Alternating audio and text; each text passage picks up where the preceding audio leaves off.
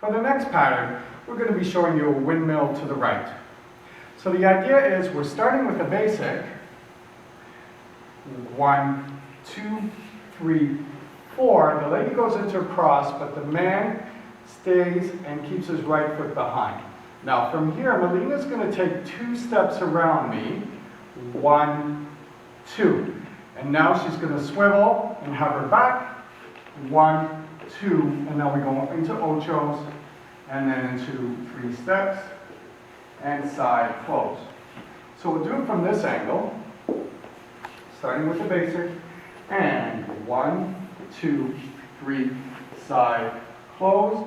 She walks around, slow, slow, quick, quick, slow, slow, and 1, 2, 3, side close.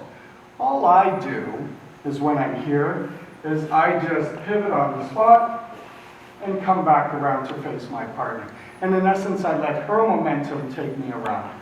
So we'll do this now in dance position.